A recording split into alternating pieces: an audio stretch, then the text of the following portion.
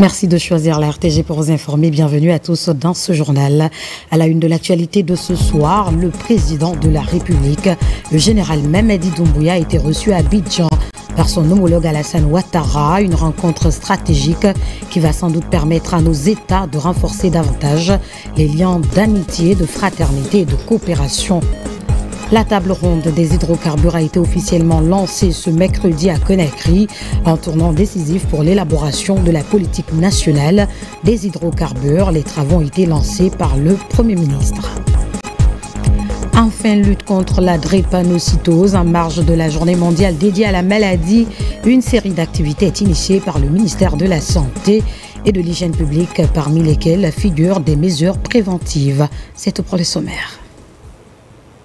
Car une fois, bonsoir et bienvenue à tous. Le chef de l'État, le général Mamadi Doumbouya à Abidjan, une visite diplomatique placée sous le sceau de la fraternité, de la coopération et de l'intégration régionale. Arrivé dans la capitale ivoirienne, le chef suprême des armées guinéennes a été reçu par le président Alassane Ouattara. Une rencontre qui va sans doute permettre de consolider les relations historiques entre nos États. Retour sur quelques temps forts de cette visite d'État marquée par une chaleureuse hospitalité, une volonté commune de raffermir davantage les liens. Et c'est avec Fatoumata Kourouma et Fernand Gomo. C'est un accueil digne des grandes occasions que la Côte d'Ivoire a réservé ce mardi 17 juin 2025 au président de la République de Guinée, son Excellence le général Mamadi Doumbouya. Reçu en grande pompe au palais présidentiel d'Abidjan, le chef de l'État guinéen a été honoré par son homologue ivoirien, le président Alassane Ouattara, dans le cadre d'une visite officielle placée sous le signe de l'amitié, de la coopération et de l'intégration régionale. Devant le perron du palais, l'image est forte. Deux dirigeants unis par l'histoire et le destin commun de leur peuple. Les deux chefs d'État entament un dialogue franc et stratégique. Les échanges abordent des domaines cruciaux, infrastructures, énergie, transport, mais aussi paix, sécurité et développement inclusif. Un tête-à-tête scelle la volonté partagée de bâtir un avenir plus solidaire pour les générations futures. Au cœur des discussions, une ambition claire, mutualiser les efforts pour relever ensemble les défis régionaux et répondre aux attentes légitimes de leurs citoyens. Une coopération renforcée pour une Afrique de l'Ouest plus résiliente, plus connectée, plus forte. Devant la presse, les deux présidents annoncent la relance prochaine de la commission mixte ivoiro-guinéenne, gage d'une collaboration bilatérale approfondie et tournée vers l'action. Le président Alassane Ouattara salue avec admiration le programme Simandou 2040 porté par le général Mamadi Doumbouya, un projet ambitieux pour un développement durable et responsable de la Guinée. En retour, le chef de l'État exprime sa profonde gratitude pour l'accueil chaleureux et le soutien constant de la Côte d'Ivoire depuis le 5 septembre 2021, date de la prise de responsabilité des forces de défense et de sécurité en Guinée. Un geste de reconnaissance qui vient renforcer les liens historiques unissant les deux nations. La Côte d'Ivoire et la Guinée sont des pays frères et amis. Et je me réjouis des relations séculaires, de coopération et d'amitié qui existent entre nos deux pays depuis de nombreuses années.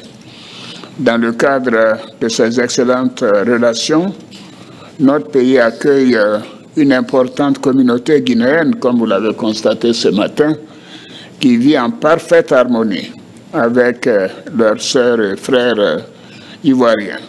Et il en est de même pour de nombreux Ivoiriens qui résident en Guinée. Votre visite nous offre l'opportunité d'aborder des sujets d'intérêt commun en vue de raffermir davantage ces excellentes relations. Monsieur le Président, chers frères, nous venons d'avoir un entretien approfondi qui nous a permis d'aborder des sujets d'intérêt commun notamment les relations économiques bilatérales et la situation sécuritaire dans nos pays et dans la sous-région. Nous avons aussi échangé sur la situation politique dans nos deux pays. Depuis plusieurs mois, la Guinée traverse une étape cruciale de son histoire. La Côte d'Ivoire suit évidemment avec un grand intérêt cette évolution, ainsi que pour les efforts déployés pour retrouver la normalité constitutionnelle. J'ai été, avec le président du Ghana, l'un des chefs d'État à vous rendre visite après le changement en Guinée. Je voudrais à cet égard vous féliciter pour les importants progrès réalisés dans le cadre du développement à travers votre programme Simandou 2040. S'agissant de la coopération bilatérale, nous avons observé une augmentation dans les échanges commerciaux globaux entre nos deux pays, qui ont connu une progression de 78% l'année dernière. Toutefois, ce niveau semble impressionnant, ce niveau d'échange d'environ 100 milliards ne reflète pas le potentiel économique de nos deux économies. Nous devons faire plus et mieux.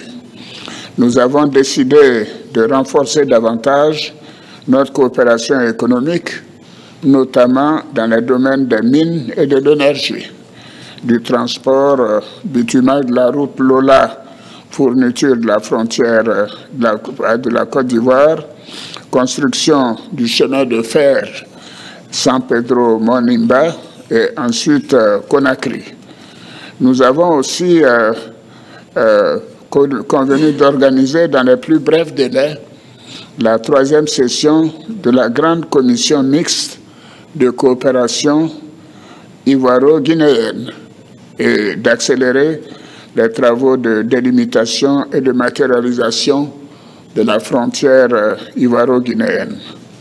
Monsieur le Président, je voudrais aborder bien sûr la situation de la sous-région.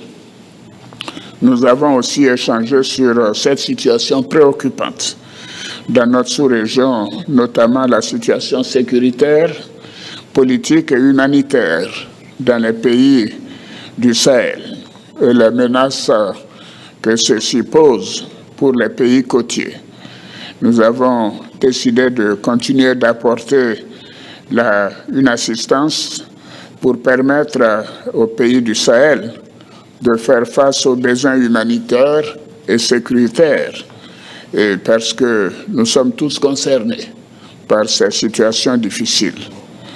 Enfin, s'agissant de l'Union du fleuve River-Mano, à laquelle nos deux pays sont membres, nous avons souligné l'importance de reprendre les réunions ministérielles en vue de préparer un sommet dans les prochains mois sur les questions d'intégration économique et de veille sécuritaire et environnementale.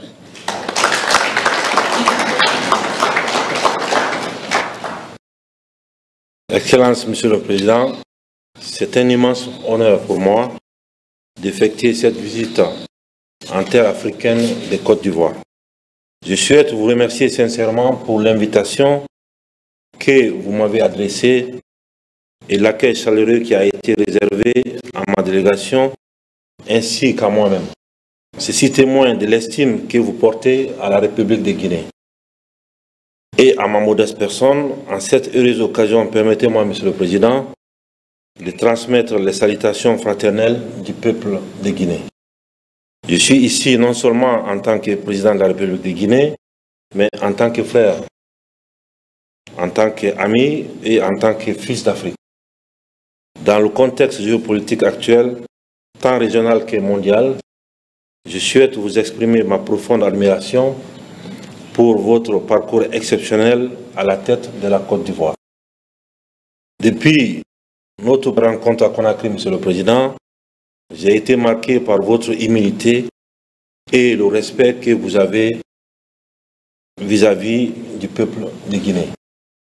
Ces jours, vous avez choisi la voie de la compréhension plus que celle du jugement. Nous savons aussi que vous avez joué un rôle auprès de vos pairs pour une meilleure compréhension du contexte guinéen. Je vous en remercie sincèrement. Je suis convaincu que la base d'une coopération efficace repose sur la confiance mutuelle, l'écoute et le respect. J'espère que nos essences pourront également nourrir votre réflexion et renforcer nos efforts communs pour bâtir un avenir ambitieux, harmonieux et prospère pour nos deux nations. Un avenir à la hauteur des aspirations de nos peuples. Nos deux nations partagent une histoire riche, tissée de luttes communes et de succès partagés. Nous sommes voisins, mais bien plus que cela, nous sommes une famille. En venant à Abidjan, je souhaite vous exprimer ma conviction qu'il est temps d'élever cette relation à un niveau supérieur, comme vous l'avez dit tout à l'heure, et en cultivant une véritable amitié et en renforçant davantage notre fraternité. Mon souhait le plus cher est de bâtir une communauté de destin entre la Guinée et la Côte d'Ivoire, où nos intérêts se renforcent mutuellement. La Guinée, forte de son expérience et savoir-faire dans la gestion de ses ressources minières, de son potentiel hydroélectrique, ces terres fertiles pourraient offrir à la Côte d'Ivoire des opportunités prometteuses pour diversifier ses partenariats économiques et explorer de nouvelles voies de coopération mutuelle. Ensemble, nos deux nations sœurs peuvent bâtir un modèle de coopération exemplaire fondé sur la solidarité africaine, le partage d'expertise et l'innovation. J'espère sincèrement que cette rencontre marquera le début d'un chapitre prometteur dans les relations entre la République de Guinée et la Côte d'Ivoire. La visite s'achève sur une note conviviale autour d'un déjeuner officiel offert par le président Ouattara en l'honneur de son hôte.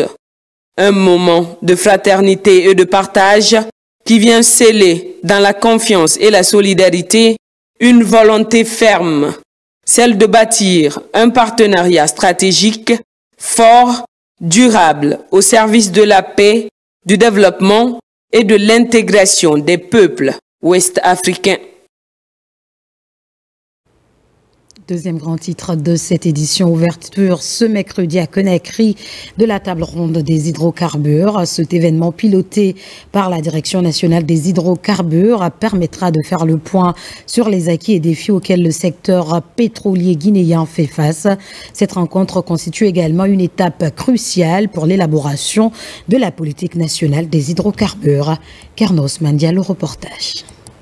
La Guinée veut accélérer son programme de recherche dans le domaine des hydrocarbures.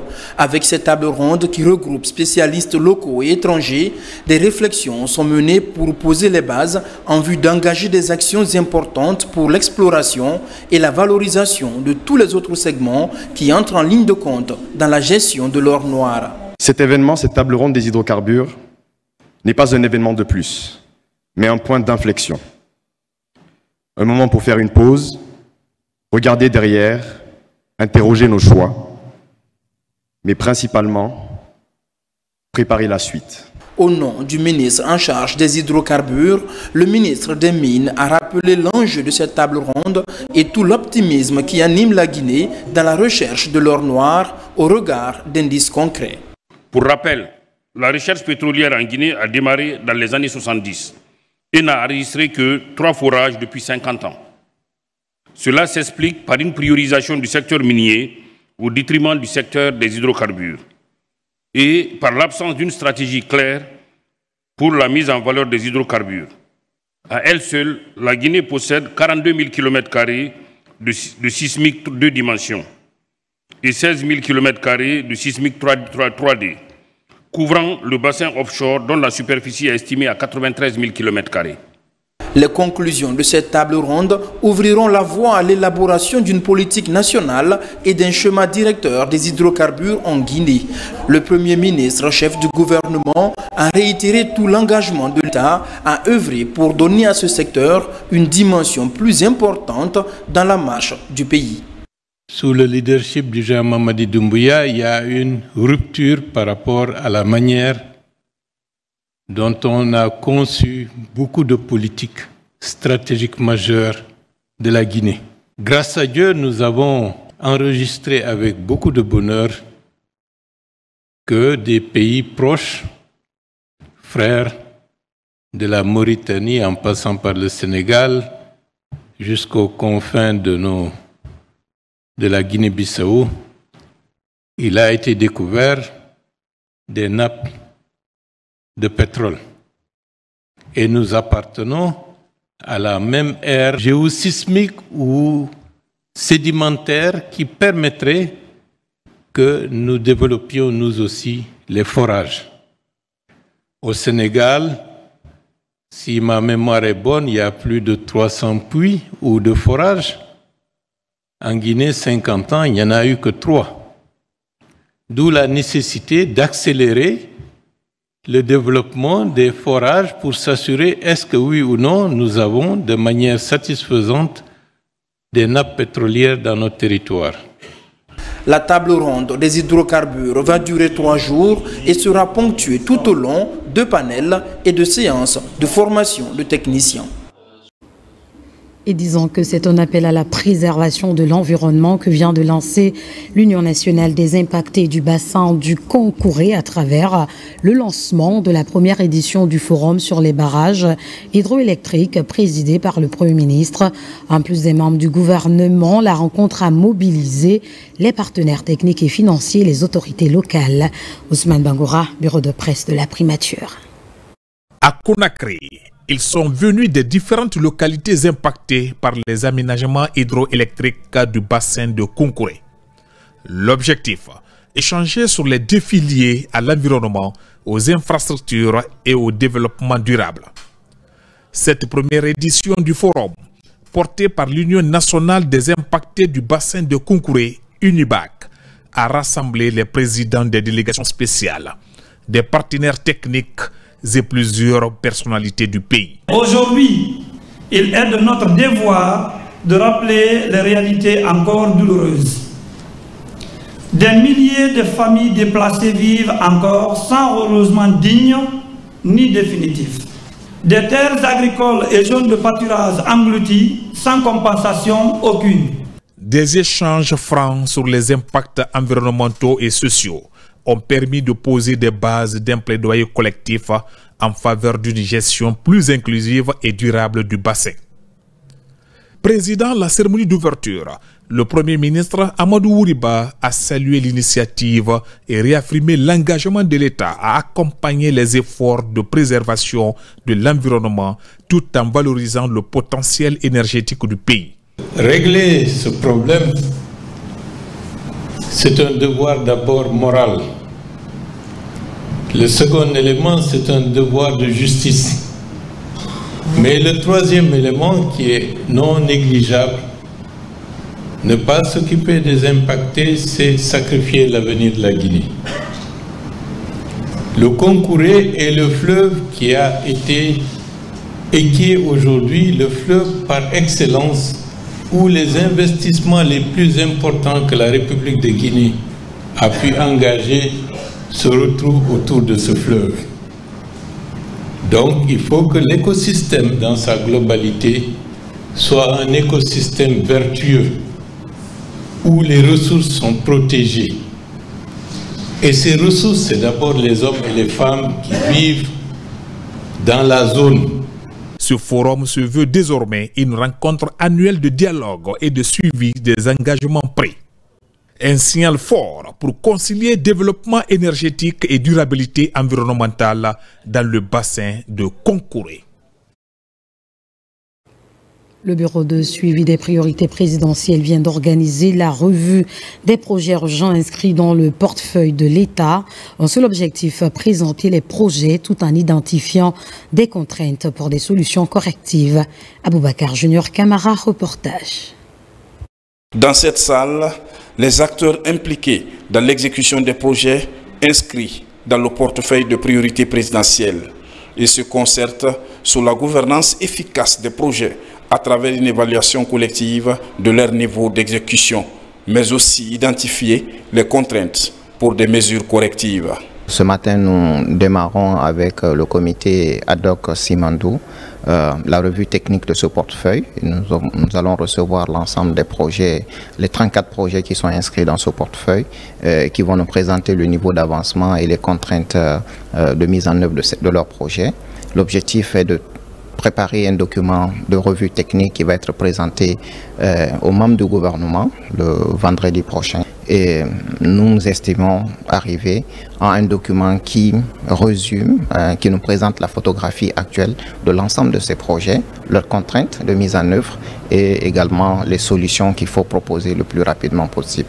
À l'issue de ces revues, un état de lieu actualisé sera établi en identifiant les problèmes majeurs de mise en œuvre et leur documenter afin de formuler les recommandations concrètes et consensuelles. Nous faisions cette revue à la fois pour interpeller les projets, les ministères sectoriels porteurs de ces projets et que l'on puisse ensemble avec la Direction nationale de la dette, la Direction générale plutôt du Trésor, la dette, les investissements publics, les marchés publics, et la CGP, nous puissions ensemble travailler à matérialiser toutes ces mesures qui sont prévues afin de permettre une mise en œuvre plus diligente de l'ensemble de ces projets.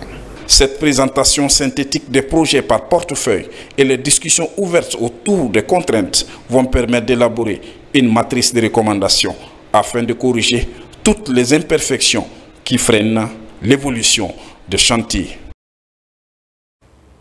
À Conakry, une rencontre de concertation est initiée par le ministère de l'Agriculture et de l'Élevage et celui du Commerce et de l'Industrie. L'objectif est de mettre en place un mécanisme institutionnel et normatif pour faciliter la collaboration entre les deux départements. Abdoul Karifa Keita, Marouane Kamara. La feuille de route de cette politique de mutualisation des actions entre le ministère de l'Agriculture et de l'Élevage et le ministère du Commerce et de l'Industrie est d'aborder de façon concertée les problématiques liées au circuit de commercialisation et surtout développer des stratégies efficaces pour stimuler la production et la transformation des produits agricoles en Guinée. Pour le développement des chaînes de valeur, il faut tenir compte du segment production, transformation et commercialisation. Donc il est important, primordial, que les deux ministères puissent travailler ensemble. Voilà pourquoi aujourd'hui ce cadre de concertation a été organisé en présence des deux ministres pour discuter d'un certain nombre de dossiers, notamment des filières à haute valeur ajoutée comme les filières d'exportation, entre autres l'anacarde, le fonio et d'autres choses. Cette rencontre est mise à profit pour échanger sur des sujets d'intérêt commun et définir des actions concrètes pour soutenir le développement du secteur agricole et industriel dans le pays. On a aussi passé en revue la question de la relance d'unités industrielles. Qu'est-ce que les deux ministères peuvent faire sur ces relances, mais aussi sur les projets que nous avons en commun, dont la tutelle se trouve soit chez nous ou bien au niveau du ministère de l'Agriculture. La réunion d'aujourd'hui s'inscrit dans le cadre de l'opérationnalisation du programme Simandou. Cette initiative s'inscrit également dans l'agenda du gouvernement pour renforcer la synergie interministérielle et assurer la cohérence des politiques agricoles et industrielles. Son enjeu, améliorer la vie des citoyens et garantir la sécurité alimentaire. Dans l'actualité, encore une mission conduite par le ministre des Transports a visité les installations minières de Bofa, Kamsar et Boké. Il était principalement question pour Ousmane Gawal Diallo de faire le lien entre les infrastructures portuaires réalisées par ces sociétés minières sur le terrain et ce que prévoient les cahiers de charges. Abraham Christophe Conté nous en dit plus. C'est une série de visites que le ministre des Transports, porte-parole du gouvernement, a entamées. Elle est orientée vers les ports minéraliers de Guinée. Première étape, la zone spéciale de Bofa. Ici, dans les locaux des installations du groupe Chalco Guinée, le ministre est à pied d'œuvre avec des cadres de son département. Ils viennent tous constater le fonctionnement des ports minéraliers dans la préfecture de Bofa.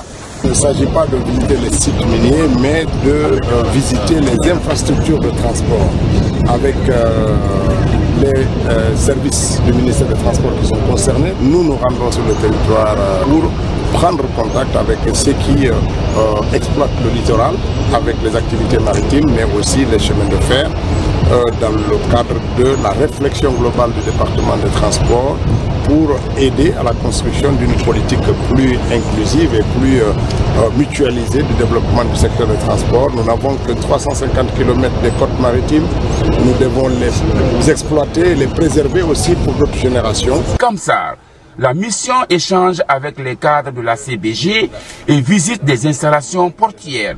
Il est question de constater également le niveau d'exécution du cahier des charges que le gouvernement a demandé aux exploitants.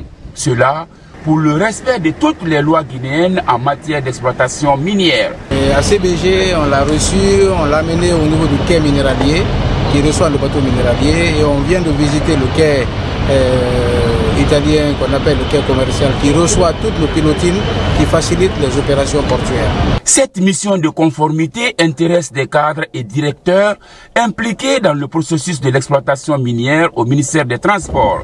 Elle doit aider l'État à avoir la lumière sur le comment les ports miniers fonctionnent ces dernières années en Guinée, surtout en matière d'exploitation. Nous poursuivons cette édition à l'image de la ville de Zérékoré. Les opérations d'enrôlement et de délivrance des passeports biométriques ont été lancées à Kankan, un ouf de soulagement pour les populations de la région qui se voyaient contraintes de rejoindre Conakry pour obtenir ce document administratif. Alpha Siagaba, Souleymane Kondé. Kankanabaya, la deuxième plus grande ville du pays, connaît une forte croissance démographique. Avec une population estimée à plus d'1 million d'habitants, depuis ce mercredi matin, un vent de renouveau souffle sur la capitale de la Haute-Guinée. Les opérations d'enrôlement et de délivrance des passeports biométriques se font désormais sur place en toute sécurité. Le lancement officiel a été effectué par le ministre Bachir Diallo. Je suis très content de ces opérations d'enrôlement et de délivrance des passeports biométriques ici à Kankan. On avait trop souffert parce qu'on était obligé de partir jusqu'à Conakry pour avoir un passeport. Cette opération qui vise à rapprocher les services de sécurité à la population et à améliorer l'accès des citoyens aux documents de voyage dans le respect de normes internationales. Cette avancée s'inscrit dans le cadre de la modernisation de l'administration publique, l'une des plus grandes visions du président de la République, le général Mamadi Doumbouya. La politique de décentralisation des services publics, notamment ceux liés au passeport biométrique, vient ainsi concrétiser un vieux rêve longtemps nourri par les populations de l'intérieur du pays. Le président de la République nous a instruit tous les ministres, membres du gouvernement, de porter les services publics de l'État le plus proche de nos concitoyens partout où ils se trouvent, en tout moment et en toutes circonstances. C'est ce qui est à l'origine de notre rencontre ici aujourd'hui pour mettre à la disposition des populations de la région administrative de Kankan un centre, une structure pour leur permettre de disposer d'un document essentiel, un document stratégique, le passeport biométrique guinéen. Pour la région de Kankan, les préfectures de Kouroussa, Mandiana, Kirouani et Sigiri sont directement concernées. L'enrôlement et la délivrance des passeports biométriques à l'intérieur du pays s'imposent désormais comme une véritable stratégie de décentralisation des services publics, rapprochant ainsi l'administration des citoyens. À marge de son séjour de travail à Monrovia, le secrétaire général du ministère de l'administration du territoire et de la décentralisation a visité les locaux de l'ambassade de Guinée au Libéria, centre d'enrôlement biométrique des Guinéens établis dans ce pays frontalier. Le chef de la délégation guinéenne a saisi l'occasion pour s'enquérir du bon déroulement des opérations. Mohamed Lamine Camara est notre envoyé spécial. Ici, à l'ambassade de Guinée au Libéria, les opérations d'enrôlement biométrique évoluent à la satisfaction de la représentation diplomatique. La plupart des Guinéens vivant dans ce pays sont mobilisés pour s'acquitter de leurs droits civiques afin qu'ils bénéficient de tous les avantages liés au programme national de recensement administratif à vocation d'état civil. Nous suivons les SOG à la lettre comme ça nous a été dit lors de la formation et la population guinéenne vivant sur le sol libérien viennent massivement pour se faire enrôler. Nous avons enregistré plus de 1000 et quelques Guinéens qui se sont déjà enrôlés. Les Guinéens au Libéria sont très motivés pour ce recensement. On a certains soucis, mais qui trouvent toujours leur solution au niveau de l'ambassade. Mais aujourd'hui, ça marche très bien, il y a un engouement. En séjour de travail à Monrovia, le secrétaire général du ministère de l'administration du territoire et de la décentralisation, chef de la délégation guinéenne, visite le centre d'enrôlement de l'ambassade afin de se rassurer de l'effectivité des opérations de recensement en cours ici à Monrovia. Nous constatons avec beaucoup de plaisir que l'activité se déroule dans les meilleures conditions. Au-delà des quelques difficultés que nous constatons sur les documents officiels à fournir par les citoyens. Ce travail a été fait de manière très professionnelle pour que d'ici le 20, que bon nombre de Guinéens puissent se faire recenser dans l'objectif de participer aux différentes élections. De là, à travers une visite guidée de l'ambassadeur Aboubakar Silla, la mission s'est aussi rendue à la future chancellerie de Guinée au Libéria. Un gigantesque bâtiment de 3 niveaux déjà en phase de rénovation. L'infrastructure est achetée par le président de la République, général Mamadi Doumbouya. Les travaux de rénovation, une fois terminés, l'édifice va abriter les bureaux de l'ambassade de Guinée dans ce pays frère.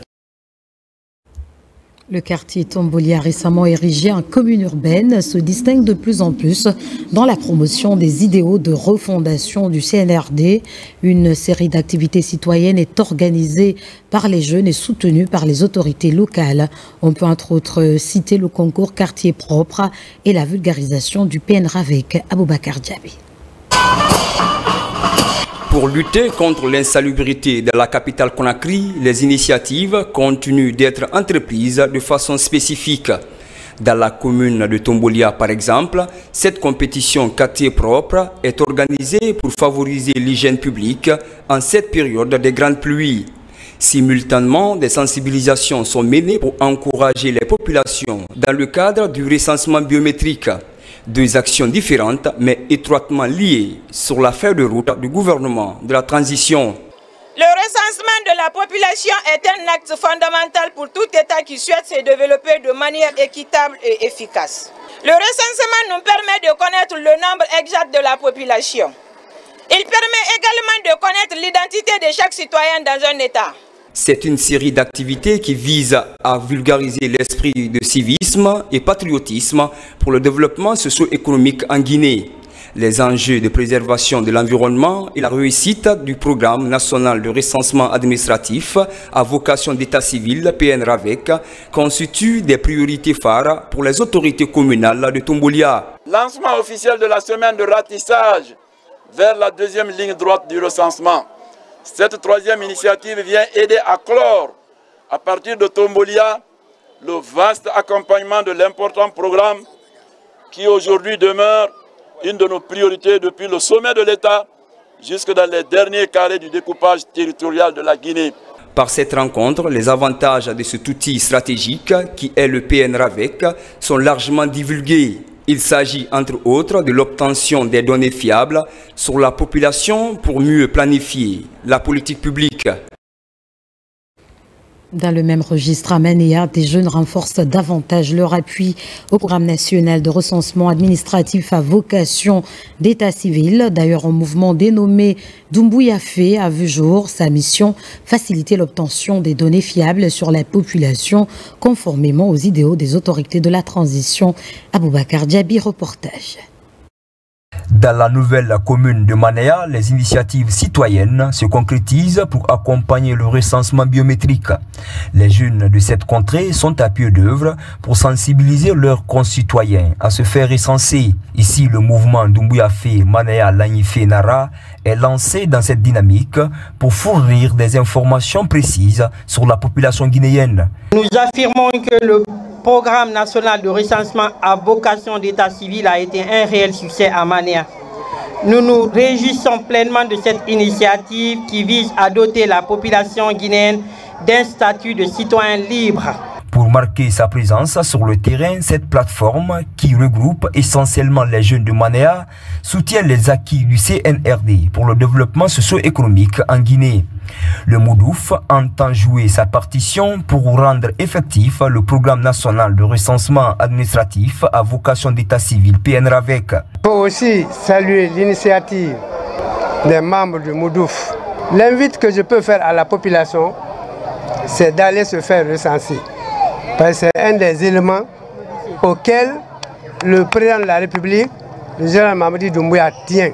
C'est inscrit dans ses priorités. Par cette rencontre, les mécanismes d'obtention des documents exigés pour le recensement sont largement expliqués aux participants. Une tribune d'échange d'idées pour faciliter le travail des agents recenseurs pour une meilleure planification de la politique publique à travers des données fiables de la démographie du pays. Dans le volet santé, en marge de la célébration de la journée mondiale de lutte contre la drépanocytose, une série d'activités est initiée par le ministère de la Santé et de l'Hygiène publique. Il s'agit entre autres de la formation des médecins et le don volontaire de sang couplé avec la sensibilisation sur la prévention de la maladie. Le point avec Adia Toubari. La drépanocytose et l'hémophilie sont toutes deux des pathologies chroniques du sang. Elles émergent de plus en plus en Guinée. Cependant, leur diagnostic et prise en charge sont quelquefois mal faits. Les professionnels de santé sont directement concernés par cette réalité. Un renforcement de capacité à leur intention est organisé pour apprendre de nouvelles notions. C'est de se renforcer en capacité pour la prise en charge des patients. Et ceux qui se verront dépassés aussi par les événements, c'est d'avoir aussi l'aptitude de référer les patients au bon moment. Parce que c'est des pathologies, si elles sont connues tôt et prises en charge correctement, les patients ont un meilleur avenir. Mais si cette prise en charge correcte n'est pas faite, cela peut être responsable de complications et parfois invalidantes.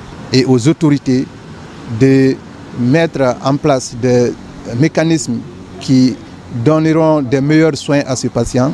Avant de célébrer les mariages dans nos familles, vraiment il faut passer un test de sang dans les familles pour prévenir ou du moins réduire la survenue de cette maladie parce qu'elle est héréditaire. La session de formation regroupe des médecins des structures privées et des étudiants en médecine. L'initiative est de les impliquer davantage dans la lutte contre la drépanocytose. Cette formation aujourd'hui est une étape importante dans notre combat car elle vise à renforcer les capacités de tous les acteurs engagés afin de mieux comprendre, mieux diagnostiquer et mieux accompagner les patients drépanocytaires et les patients hémophiles. Ce renforcement de capacité des professionnels de santé fait partie de la célébration de la Journée mondiale de lutte contre la drépanocytose. À l'occasion, une campagne de collecte de sang en faveur des malades est aussi organisée par les initiateurs. Festival sur la gastronomie malaisienne. Cet événement qui est à sa 3e édition met en valeur l'art culinaire de ce pays d'Asie du Sud-Est influencé par un mélange de saveurs chinoises et indiennes. La cérémonie a connu la présence d'éminentes personnalités. Son enseigne au reportage. Le festival de la gastronomie malaisienne est considéré comme un patrimoine riche et diversifié. Il est influencé par un mélange de saveurs asiatiques, notamment celle de la cuisine malaise, chinoise et indienne. Il est constitué d'un mélange d'ingrédients frais, d'épices aromatiques et de techniques de cuisson variées. Et cette année, la particularité de cette 3e édition va de pair avec la présidence de la Malaisie à la tête de l'ANAS, l'Association des Nations d'Asie du Sud-Est, depuis le 1er janvier 2025. This is part of our promotion to create awareness. C'est une occasion pour nous, en tant qu'ambassadeur de Malaisie en Guinée ici, de faire connaître aux experts présents en Guinée, mais aussi à nos frères guinéens, l'art culinaire malaisien. L'objectif, c'est réellement de créer de la connexion, créer, disons, faire la promotion de la Malaisie en tant que pays, mais aussi de l'art culinaire. À travers ce festival, la cuisine malaisienne dévoile tous ses secrets en mettant en valeur son identité culinaire. Des moments forts sont aussi organisés pour goûter aux plats exceptionnels comme le nasi lemak, le taï tarik. Ce festival propose également des activités de démonstration culinaire des chefs cuisiniers. Aujourd'hui, on a fait une démonstration d'un plat de la street food malaisienne très simple, c'est le kwar chek tau. C'est fait à base de crevettes, de soja, de nouilles, d'ail, de piment et de garlic. Alors ce qui est important dans cette culture-là, c'est qu'elle est simple et adaptable. Vous avez vu, en 5 minutes de démonstration, 2 personnes ont pu reproduire le même plat. C'est vraiment impressionnant de prendre part à ce genre d'événement parce que là, on a l'opportunité d'en savoir davantage sur non seulement le pays, l'art culinaire, le goût, les différents mets qui ont été proposés. À Conakry, ce rendez-vous culinaire célèbre non seulement la créativité, mais aussi l'excellence de la cuisine malaisienne. À travers cette rencontre dédiée à l'art du service et à la table, les autorités malaisiennes et guinéennes entendent à nouveau resserrer les liens d'amitié et de coopération entre les deux pays. À présent, cet élément qui vient de nous parvenir à Abidjan, le chef de l'État a reçu ce mercredi, la communauté guinéenne établie en Côte d'Ivoire. À travers leurs représentants, nos compatriotes ont exprimé leur reconnaissance au général Mamadi Doumbouya pour les nombreuses actions en leur faveur, y compris les réformes entamées au pays. Omar Barry, compte rendu. Au terme d'une visite officielle de 48 heures en République de Côte d'Ivoire, le chef de l'État, son Excellence le général Mamadi Doumbouya, a rencontré ce mercredi 18 juin 2025 la communauté guinéenne résidant dans ce pays frère. Ce moment d'échange empreint de convivialité et de patriotisme s'est inscrit dans une démarche constante du président de la République. Rester à l'écoute de ses compatriotes, où qu'ils se trouvent, et leur témoigner sa proximité. Prenant la parole, l'ambassadeur de la Guinée en Côte d'Ivoire, Alseni Mobasila, s'est réjoui de la visite du président de la République en terre ivoirienne. Il a également mis à profit cette rencontre pour se féliciter de l'excellence des relations entre la Guinée et la Côte d'Ivoire, deux pays liés par l'histoire, la géographie et des liens humains très profonds. La communauté guinéenne de Côte d'Ivoire retient que c'est grâce à vous que nos concitoyens n'est plus obligé d'aller jusqu'à Conakry pour se doter d'un passeport. C'est vous qui avez dit que quand un citoyen de la diaspora est atteint, c'est les 13 millions de Guinéens qui sont atteints. Vous avez dit la diaspora très haut. Encore une fois, merci, Monsieur le Président. Cette rencontre a été ponctuée par la remise symbolique d'un cadeau traditionnel à son Excellence le général Mamadi Doumbouya. La communauté guinéenne vivant en Côte d'Ivoire a chaleureusement remercié le président de la République pour cette audience qui témoigne de son attachement à la diaspora, véritable force vive du développement national. À travers leurs représentants, les ressortissants guinéens ont exprimé leur reconnaissance pour les nombreuses réformes engagées en Guinée, ainsi que pour les efforts du chef de l'État en faveur du progrès socio-économique durable et responsable, ainsi que de la stabilité politique.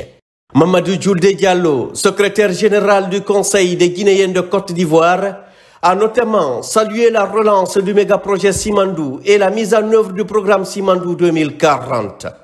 En réaffirmant leur soutien indéfectible aux idéaux du CNRD, ils ont exprimé leur volonté de contribuer activement à la dynamique enclenchée par le gouvernement sous le magistère de son Excellence, le général Mamadi Doumbouya.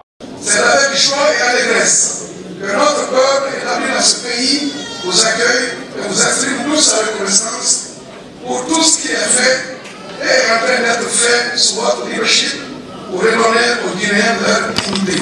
Les citoyens établis à l'étranger suivent avec admiration, mais aussi avec fierté, tous les changements positifs intervenus depuis le 5 septembre 2021. Vous avez su donner un nouveau visage à notre beau pays que les artistes qualifient aujourd'hui à juste raison de paradis. Notre pays a pris son envol grâce à la vision et au patriotisme d'un homme providentiel nommé Général Mamadi Doumbouya. Excellence, Monsieur le Président de la République, votre volonté de donner à la diaspora toute sa place au sein de la Guinée nouvelle n'est plus à démontrer. Car chaque fois qu'un Guinéen est en difficulté, quelque part à travers le monde, les mesures sont aussitôt prises sous votre propre conduite pour qu'il puisse être réparti dignement. En retour, le ministre des Affaires étrangères, de l'intégration africaine et des Guinéens établis à l'étranger, Dr Maurice Sanda Kouyaté, au nom de Monsieur le Président de la République, a salué la contribution de ses compatriotes à l'image de marque de la Guinée à l'étranger et les a encouragés à continuer d'être des ambassadeurs de la paix, de l'unité et du travail bien fait. Il a réitéré la détermination de l'État guinéen à renforcer les mécanismes d'appui à sa diaspora en reconnaissant son rôle crucial dans la construction nationale. Toujours au nom du chef de l'État, le ministre Maurice Sanda Kouyaté a remercié la communauté guinéenne pour l'accueil fraternel et très chaleureux qui a été réservé au couple présidentiel de son arrivée à Abidjan le mardi 17 juin 2025. Enfin, il a transmis l'appel solennel du chef de l'État à ses compatriotes. Renforcer la culture du vivre ensemble partout où il se trouve et œuvrer collectivement à l'édification d'une Guinée forte, solidaire et résolument tournée vers l'avenir. La plupart d'entre vous ne pouvez plus avoir d'emploi. La plupart d'entre vous ne pouvez plus voyager. Parce que leur passeport était expiré, ils ne pouvaient pas le prendre. Parce qu'il y avait des erreurs, où il y avait des erreurs qui ont été commises à l'Israël. Des milliers de compatriotes étaient bloqués parce qu'ils ne pouvaient plus le bloquer. Un matin, le chef de l'État nous a appelés. Il nous a dit, je ne peux pas laisser des milliers de Guinéens être des apatrides. À partir d'aujourd'hui, je prends la décision de mettre à plat toutes ces anomalies et permettre à chaque Guinéen de prendre un passeport sans restriction. Nous avons besoin, pour lui permettre de faire tout le travail qu'il a mis et qu'il est en train de faire pour la Guinée, il a besoin d'une donnée fondamentale pour lui permettre de programmer. Combien sommes-nous? Qui sommes-nous? Où sommes-nous? C'est pourquoi, en dehors des considérations politiques, il a dit, je veux qu'il y ait un recensement clair, net, inclusif. Et c'est ce que nous sommes en train de faire aujourd'hui sur ces inscrits.